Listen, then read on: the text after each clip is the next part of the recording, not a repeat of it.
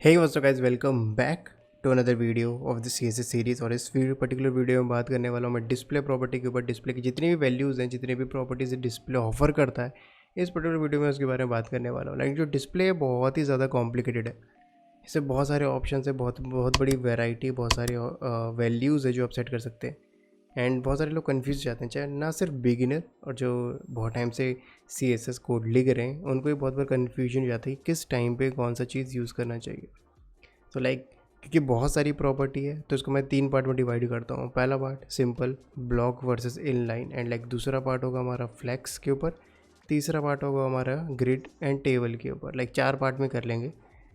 So let just move to the first part and before I start I just want to make sure that आपको पता हो कि CSS की पूरी series मेरे चैनल में पड़ी है। अगर आपने नहीं देखी तो please make sure to check that whole playlist. बहुत ही बेसिक CSS बेसिक्स के ऊपर है, 14 वीडियोस कवर कर रहा हूँ मैं।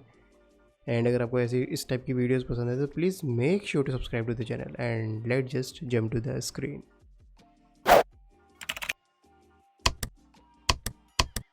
Now let's try to understand block versus inline. ये दो मेन चीज़ है जो आपको बहुत ज़्यादा देखने को मिलेंगे और इस पर बहुत ज़्यादा आप काम करोगे। ब्लॉक एंड इनलाइन बहुत ही छोटे एक 2 लाइन में समझाने की कोशिश करता हूँ। ब्लॉक क्या होता है और एक इनलाइन क्या होता है। एक ब्लॉक एलिमेंट वो होता है जो किसी के साथ जगह शेयर नहीं करता, यानी कि उसको जगह शेयर करना बिल्कुल पसंद नहीं। But at the same time जो इनलाइन एलिमेंट होता है वो बहुत ही लाइक शेयरिंग पे बिलीव करता है एंड लाइक वो अपनी जितनी भी जगह बचती है वो हमेशा और इनलाइन एलिमेंट के साथ, प्लीज़ रिमेंबर, और इनलाइन एलिमेंट के साथ जगह शेयर करता है। यानी कि जो एक इनलाइन एलिमेंट है वो दूसरे इनलाइन एलिमेंट के साथ जगह शेयर करेगा। एक इनलाइन एलिमेंट कभी ब्लॉक एलिमेंट के साथ जगह शेयर नहीं कर पाता, क्योंकि जो ब्लॉक एलिमेंट है उसको किसी के साथ शेयर नहीं करनी। अगर उसको जगह मिल भी रही होगी तो भी बोलेगा नहीं, मुझे नई जगह दो जहाँ पे मैं कोई और ना हो। Now let's see in a real life. 4 example यहाँ पे, 2 पैराग्राफ हैं, 2 स्पैन है। जो दो, क्योंकि सबको पता है जो पैराग्राफ है वो एक ब्लॉक एलिमेंट है एंड लाइक जो स्पैन है वो एक इनलाइन एलिमेंट है। नाउ यहाँ पे देख सकते हैं जो पैराग्राफ है, पहला पैराग्राफ है मेरा hello I am a block element 1। Then दूसरा पैराग्राफ है मेरे पास hello I am a block element 2। अब यहाँ पे देखोगे जो मेरे एलिमेंट है, जो मेरे ब्लॉक एलिमेंट है, जैसे ही मेरा ब्लॉक एलिमेंट ख़त्म हो रहा है, मेरा दूसरा ब्लॉक एलिमेंट शुरू हो रहा है, तो हम यहाँ पे देखोगे जैसे ही एलिमेंट ख़त्म हो रहा है वैसे एक पेज ब्रेक लग रहा है एंड लाइक जो दूसरा ब्लॉक एलिमेंट है उसने नई जगह से शुरू करी। अब यहाँ पे देखो कि इतनी जगह बच रही थी बट इसने जो दूसरा मेरा ब्लॉक एलिमेंट है इसने वो जगह यूज़ नहीं करी। इसने कहा कि नहीं, मैं किसी के साथ जगह शेयर नहीं करूँगा, और उसने फिर नई जगह से शुरू करा एंड सेम पहले वाले के साथ। और इतनी जगह यहाँ पे बच रही थी, ये इसने अगले एलिमेंट को नहीं दी। इसने कहा नहीं, ये चीज़ जगह पूरी मैं रखूँगा, मैं किसी को दूंगा नहीं। यानी कि मैं किसी की लूँगा भी नहीं जगह और मैं किसी को जगह दूंगा भी नहीं। But at the same time अगर आप स्पैन एलिमेंट देखोगे, जो स्पैन एलिमेंट क्योंकि वो इनलाइन एलिमेंट होते हैं, वो जहाँ खत्म होते हैं उसके बाद वो जगह दूसरे को दे देते हैं, दूसरे इनलाइन एलिमेंट को। यानी यहाँ पे देखोगे कि 2 इनलाइन एलिमेंट थे, एक जैसे इनलाइन एलिमेंट ख़त्म हुआ दूसरा इनलाइन एलिमेंट शुरू हो गया। यानी कि एक ही जगह पे अगर मैं इसको थोड़ा जूम आउट करूँगा तो आप यहाँ देखोगे एक ही लाइन पे दोनों एलिमेंट आ गए। नाउ ये बहुत ही बड़ा डिफरेंस है। बहुत बार ऐसा होता है कि आपको लिस्ट दिखानी है, जैसे बहुत सारे ऑप्शन है, आपको लिस्ट दिखानी है तो वहाँ पे आपको बेनिफिट दिखते हैं इनलाइन ब्लॉक के। यानी कि अगर आपको चाहिए कि सारे आइटम अलग अलग लिस्ट में अलग अलग लाइन पे है तो वहाँ पे ब्लॉक एलिमेंट यूज़ करते हो। बट बहुत बार ऐसा होता है कि आपने देखा होगा कि आपको एक ही लाइन पे सारे एलिमेंट्स चाहिए होते हैं तो वहाँ पे आप इनलाइन यूज़ करते हो। नाउ ब्लॉक और इनलाइन में इससे हट के भी बहुत बड़ा डिफरेंस है। वो ये है कि ब्लॉक एलिमेंट के पास एक बहुत ही एक्स्ट्रा पावर है जो इनलाइन के पास नहीं है। एंड उसको समझते हम कैसे, उसको समझाने के लिए पहले मैं मार्जिन सेट करता हूँ 10 पिक्सल एंड लाइक मैं पैडिंग सेट करता हूँ 10 पिक्सल एंड लाइक मैं विड्थ सेट करूँगा 160 पिक्सल, हाइट सेट करता हूँ 30 pixel and background colour set करता हूँ रेड। अब यहाँ पे देख सकते हो कि जो मेरा ब्लॉक एलिमेंट है मैंने उसको विड्थ सेट करी, हाइट सेट करी, मार्जिन सेट करा, पैडिंग सेट करा एंड बैकग्राउंड सेट करा।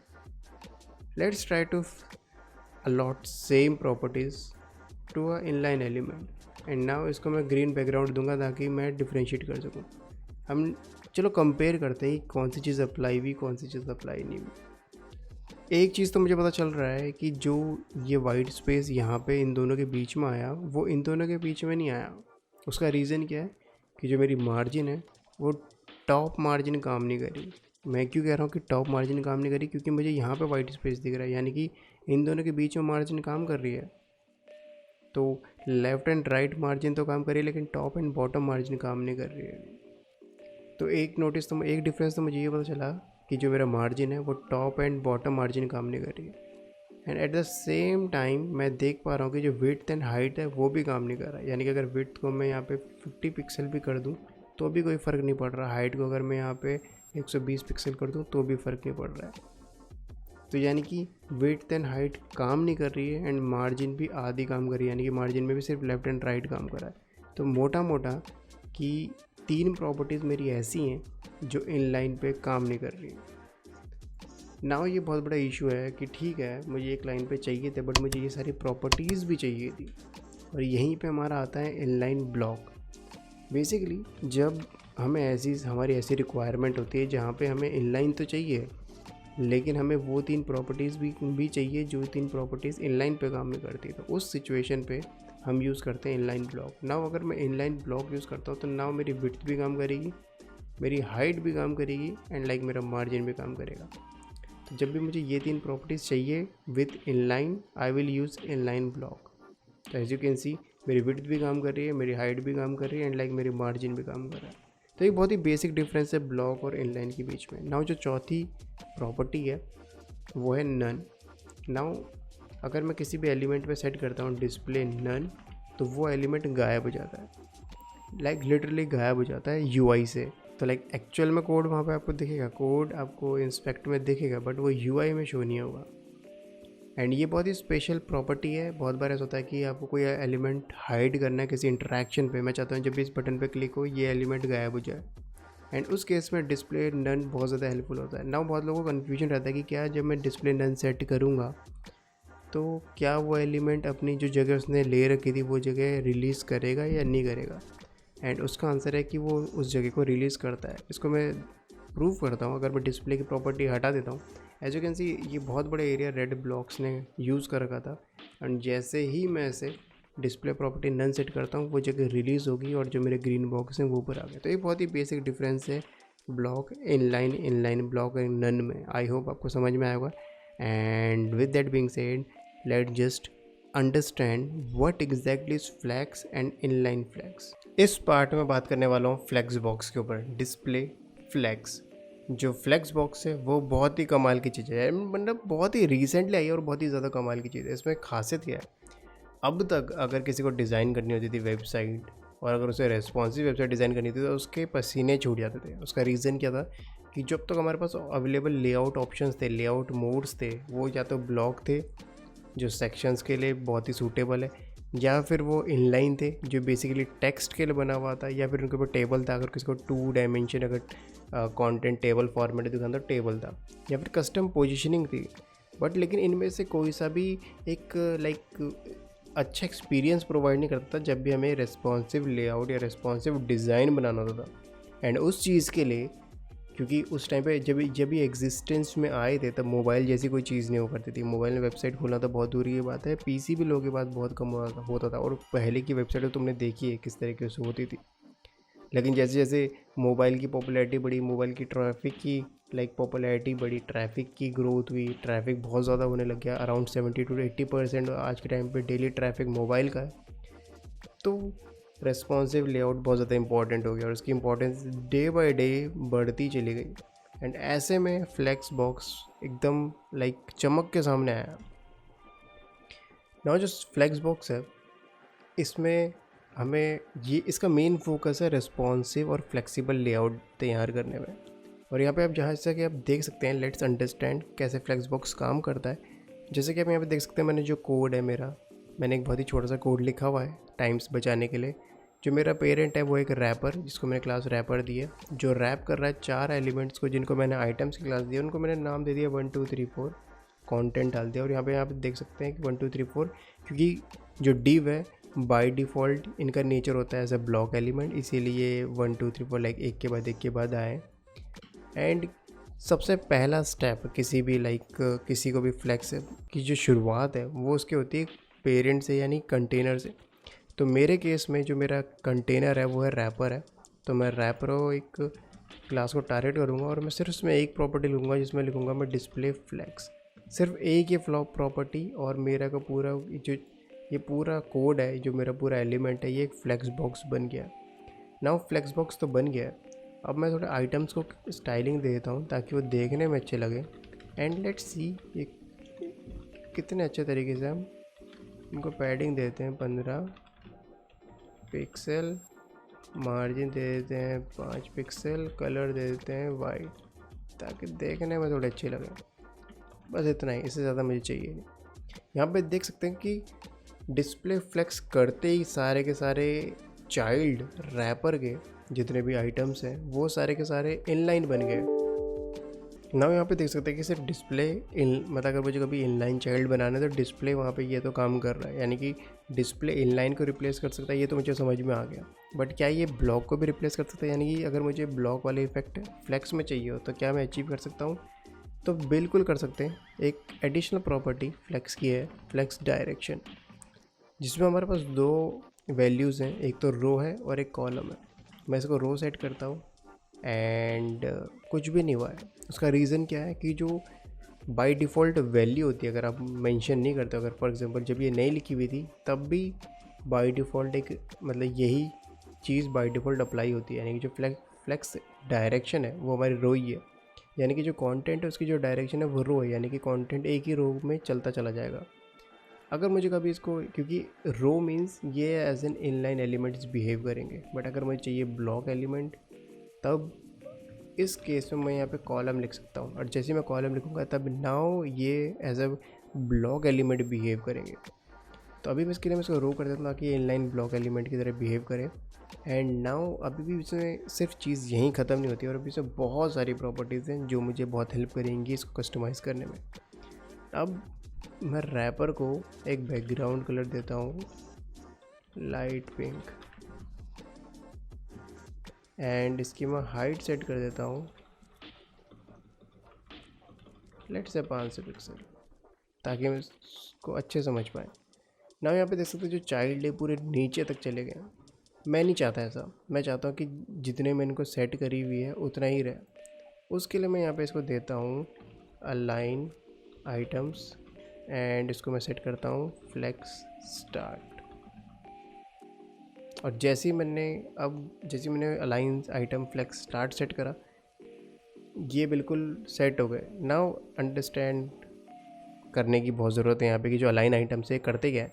बेसिकली अलाइन आइटम हमें हेल्प करता है वर्टिकली इसे अलाइन करने में, यानी कि अगर मैं चाहता हूँ कि जो ये आइटम्स हैं वो रैपर के सेंटर पे आए या फिर स्टार्टिंग पे आए या फिर एंड पे आए, तो उसको हम किस तरीके से करेंगे। इसको मैं 300 कर देता हूँ ताकि 300 ही बहुत ज़्यादा है, लेट से 200 कर देता हूँ।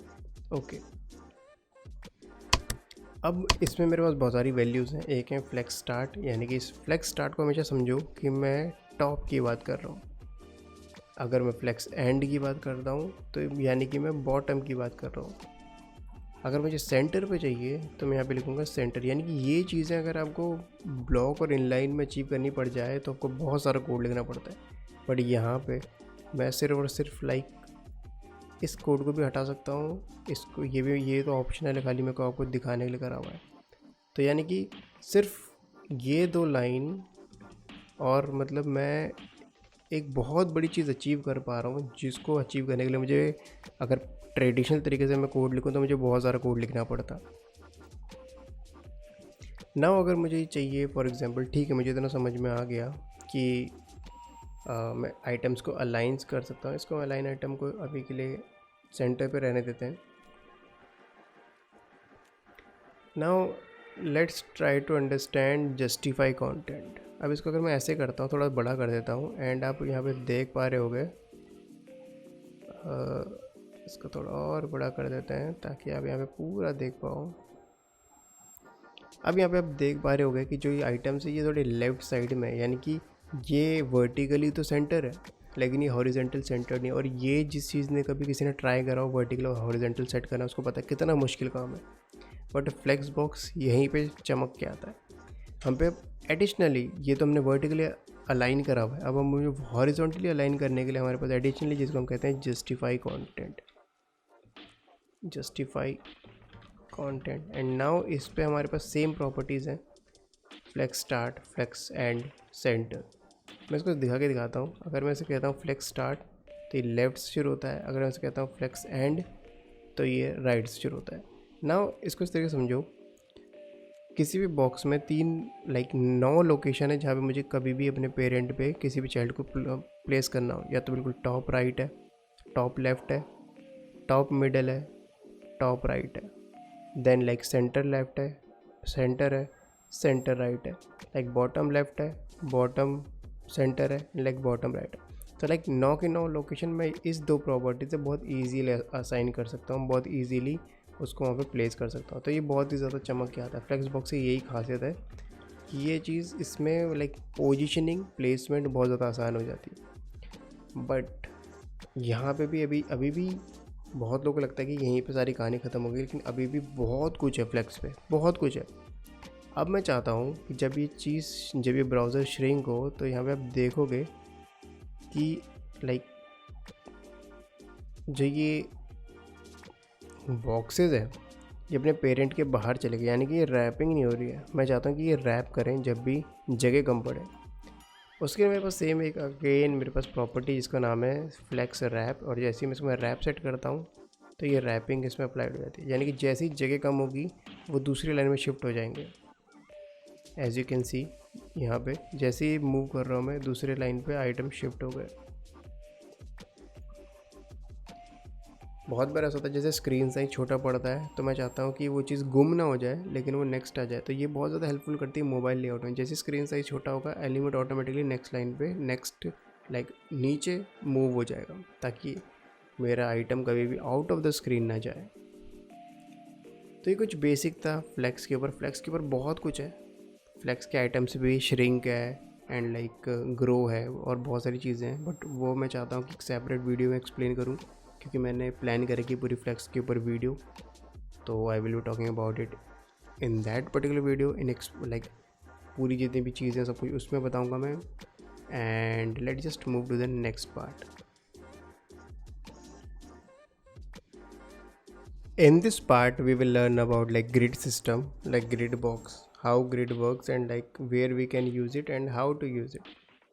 So सबसे कॉमन एग्जांपल अगर आपने ग्रिड का देखा होगा तो आपने इमेज गैलरी देखी होगी जहाँ पे छोटे छोटे बॉक्स की इमेजेस हमारी खुलती है, या फिर आपने बहुत बार ऐसे देखा होगा अगर आपको मोबाइल में लेआउट में अगर आपको विंडोज़ 10 या फिर विंडोज़ 8.1 जो मोबाइल का यूआई था अगर आपको याद हो, जो मेट्रो स्टाइल था वो भी ग्रिड बेस्ड था। या फिर आपने कभी मैंसूरी देखा हो, अगर यहाँ पे दिखा देता हूँ लाइक इमेज गैलरी लेआउट, तो जो इस तरीके की लेआउटिंग होती है, इस टाइप की लेआउटिंग्स अगर आपको अचीव करनी है without using float and like positioning, तो ये सब होती है ग्रिड से।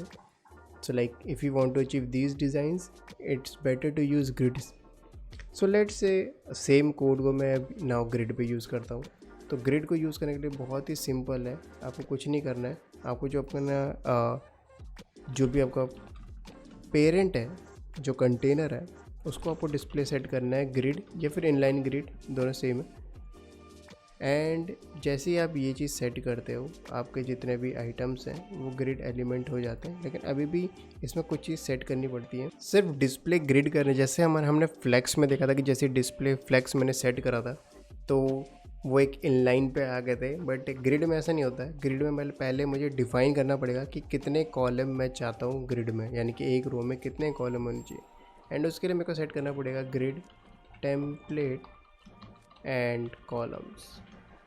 इसमें मैं सेट करूँगा कि मुझे कितने कॉलम चाहिए। फॉर एग्जांपल मैं कहता हूँ मुझे 2 कॉलम चाहिए। नाउ जो ये ऑटो मैंने लिखे हैं, बेसिकली मैं कहना चाहता हूँ कि जो 2 कॉलम है, क्योंकि मैंने 2 बार ऑटो लिखा है तो 2 कॉलम जितनी बार आप लिखोगे उतनी बार उतने रो उतने कॉलम्स ये बनाएगा। फॉर एग्जांपल अगर यहाँ पे मैं 3 कॉलम लिखता हूँ, 3 बार ऑटो लिखता हूँ तो वो 3 कॉलम बनाएगा। तो लेट्स से मैं कहता हूँ कि 2 कॉलम बनाओ, बट लाइक कि ऑटो मेरे लिखने का मतलब ये था कि जितने भी विड्थ अवेलेबल है उसको लाइक ऑटोमेटिकली ब्राउज़र की विड्थ के साथ ये मैनेज करेगा और खुद ही ऑटोमेटिकली 50-50 कर देगा। 2 हैं तो 50-50, 3 है तो लाइक इक्वली डिवाइड होगा। लाइक जितने भी कॉलम मैं बनाना चाहता हूँ सबको इक्वली डिवाइड होगा। लेकिन अगर मैं चाहता हूँ कि मैं मैनुअली कंट्रोल करूँ, लेट से मैं कहता हूँ कि फर्स्ट वाले को 100 पिक्सल दो, बाकी वाले को तुम जितना भी देते हो दे दो, या फिर फर्स्ट वाले को 50 पिक्सल दो, बाकी वाले को जितनी भी जगह बच रही है वो दे दो।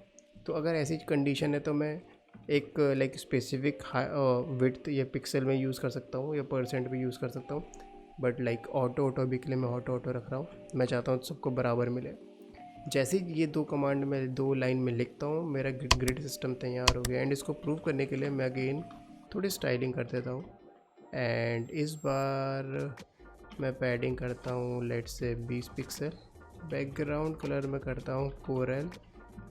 लेट्स सी, अब जो ये आइटम्स है इसके बीच में मुझे कोई बॉर्डर नहीं दिख रहा है, तो मैं थोड़ा लाइक गैप देना है मुझे। तो अब यहाँ पे देखो कि जो ग्रिड है, ग्रिड में 2 चीज़ें होती हैं, एक होती है कॉलम, एक होती है रो। तो अगर आप ऐसे देखोगे तो ये रो है, यानी कि मेरे पास 2 रो है। एंड लाइक कॉलम मेरे पास 2 कॉलम है। क्योंकि ग्रिड में कॉलम और रो अलग अलग हैं तो पहले देखते हैं कि 2 रो के बीच में गैप कैसे आता है। तो मैं लिखूँगा ग्रिड रो गैप, मैं लिखता हूँ 5 पिक्सल। लेट्स सी कि हमें गैप मिलता नहीं मिलता। ओके, तो मैंने लिखा ग्रिड रो गैप और मुझे दोनों रो के बीच में गैप मिल गया। बट लेकिन जो मेरे कॉलम है वो अभी भी चिपके हुए हैं। उसके लिए मैं लिखता हूँ grid column gap. And like मुझे कॉलम के बीच में भी गैप मिल गया, यानी कि अब जो मेरे जो आइटम्स है एक इंडिविजुअल कॉलम है, सबके बीच में गैप है। यानी कि एक 5 पिक्सल का मार्जिन चल रहा है जो मतलब मेरे सारे आइटम्स को अलग करता है। तो ये मतलब बहुत ही 4 लाइन से मैंने इतना प्यारे लेआउट अचीव कर लिया। अब इसमें बहुत सारी चीज़ें करने को, बहुत सारी चीज़ें हैं। इसमें होता है कि ये जो होते हैं, फॉर एग्जांपल यहाँ पे लाइंस होती है। अभी मैं इसको ऐसे इसको डिटेल में समझाने के लिए मुझे प्रॉपर इस पर एक वीडियो बनानी पड़ेगी। मैं नहीं चाहता ये वीडियो लंबी हो जाए, बट मैं थोड़ा ब्रीफ देता हूँ। यानी कि इसमें लाइन होती है, बहुत बार ऐसा होता है कि मैं चाहता हूँ कि जो मेरा 1 है ये पूरी की पूरी विड्थ कंज्यूम करे। एंड उसको करने के लिए लाइट से मैं इसको दे देता हूँ आइटम 1, एक एक्स्ट्रा क्लास देता हूँ। एंड इसको मैं टारगेट करता हूँ आइटम 1 एंड मैं करता हूँ row let's say column start grid column start. मैं इसको सेट करता हूँ 1 एंड ग्रिड कॉलम एंड इसको सेट करता हूँ मैं लाइक 1 3। एंड जैसे मैं ये चीज़ करता हूँ यहाँ पे देखोगे कि जो मेरी जो पर्टिकुलर कॉलम था, जो पर्टिकुलर आइटम था, एलिमेंट था, उसको मैंने पूरी विड्थ दे दी। यानी कि पहले वो 2 में यूज़ हो रही थी, मैं इसको पूरी की पूरी विड्थ दे दी। इससे क्या हुआ, इसको और समझाने के लिए अगर मैं बॉर्डर यूज़ करूँ ना तो आपको अब देखो ये एक लाइन है, यहाँ पे एक लाइन है एंड यहाँ पे एक लाइन है। अज्यूम करो देन यहाँ पे एक लाइन है, यहाँ पे एक लाइन है, देन यहाँ पे एक लाइन है एंड देन यहाँ पे एक लाइन। लाइक कॉलम के पॉइंट ऑफ व्यू से हमारे पास 3 लाइन है, 1 2 3। एंड रो के पॉइंट ऑफ व्यू से हमारे पास 4 लाइन है, 1 2। अभी के लिए ना इसको मैं हटा देता हूँ। एंड रो के पॉइंट ऑफ व्यू से हमारे पास 3 लाइन है, 1 2 3। अब ये 3 इसलिए क्योंकि मेरे पास सिर्फ 2 ही एलिमेंट है। एलिमेंट बढ़ेंगे तो लाइनें भी बढ़ती चली जाएंगी। मैं चाहता हूँ जो मेरा पहला एलिमेंट है, जो नंबर 1 है, वो पहली लाइन से शुरू हो कॉलम की एंड तीसरी लाइन तक आए। लाइक पहली लाइन से शुरू हो तीसरी लाइन तक आए। अभी ये सिर्फ दूसरी लाइन तक ही आ रहा है। एंड वही चीज़ मैंने यहाँ एक्सप्लेन करी है, जो ग्रिड कॉलम स्टार्ट है यानी कि पहली लाइन से शुरू हो तीसरी लाइन तक आए। अगर मैं 4 करता हूँ, लेट से अगर मैं कह देता हूँ 5, ये काम नहीं करेगा। उसका रीज़न ये कि जो मेरा ग्रिड है ये सिर्फ और सिर्फ 2 ही तक है। तो लाइक अनएक्सपेक्टेड रिजल्ट आपको देखने को मिलेंगे। तो always stick with the lines. मैंने आपको लाइन के रूल बताया कि लाइन किस तरीके से काउंट करनी है। नाउ मैं चाहता हूँ जो मेरा चौथा है वो अगेन मेरी पूरी विड्थ ले। तो चौथे के लिए सेम मुझे यहाँ पे लिखना पड़ेगा। मैं यहाँ पे इसको भी सेम क्लास दे सकता हूँ। सो लाइक मैंने यहाँ पे साइड बार ही क्लास दे दी, सेट कर दी, कंटेंट ही क्लास सेट कर दी, एंड जहाँ मैंने ये ऑटो सेट करा था इसको मैं करता हूँ 20% एंड लाइक 80%। तो नाउ आप यहाँ पे देखोगे आपको थोड़ा थोड़ा समझ में आने लग गया होगा कि ये जो मैंने एक लेआउट तैयार करा है ये बहुत सारी वेबसाइट का बेसिक स्ट्रक्चर है। यानी कि आपका हेडर है, आपका फुटर है, आपका साइड बार है और आपका कंटेंट है, और ये सारी चीज़ मैंने अचीव कर ली बिना लाइक फ्लोट यूज़ करे, बिना पोजीशनिंग यूज़ करे हुए।